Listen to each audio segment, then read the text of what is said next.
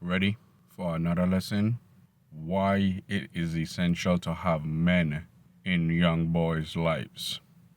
Yesterday was around these associates and they had a kid there. He was like 19, whatever. And listening to this guy talk, he sound very effeminate. He sound lost. So later on in the conversation and stuff, I like, you were raised with your mother. He like, yeah, why? And I just shake my head. And this guy is very nurturing and you trying to change things that you can't change. And you want to fix the problems that's unfixable that has nothing to do with you.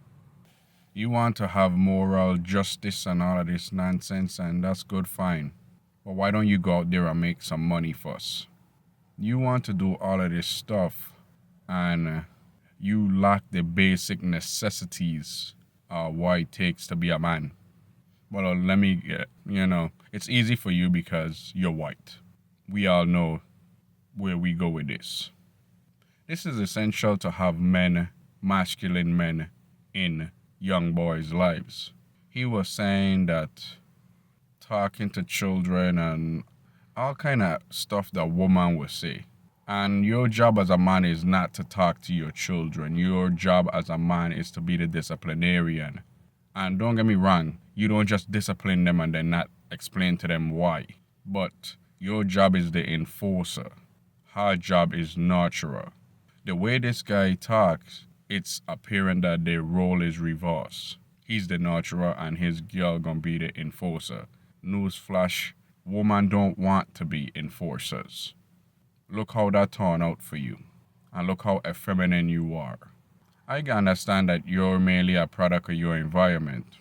But some of us grew up in the streets, some of us grew up in sheltered homes, and our parents do the best to keep us sheltered from the wall. Some of us had silver spoons in their mouth, some of us was privileged, some of us wasn't, and all of the likes. But I believe that those that come from the unprivileged tend to be a little bit more rounded. He was saying something about chromosomes and all of that stuff, and we're gonna leave it at that. But he was like, I'll be real. It's some crazy stuff this guy was saying. And this is essential why masculine men need to be present in young boys' lives. If they don't have it, they tend to turn out effeminate and take on the characteristics of the mother.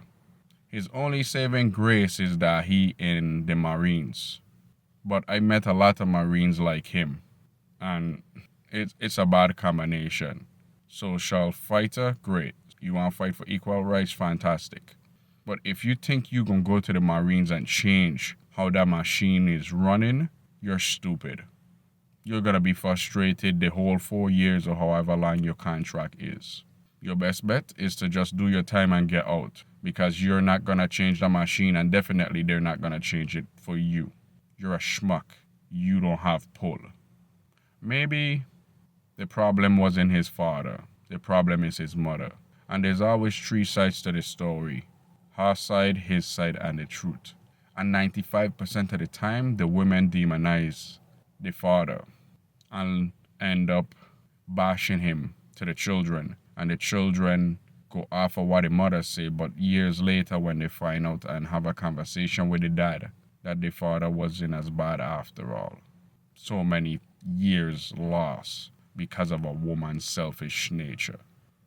You've been taught.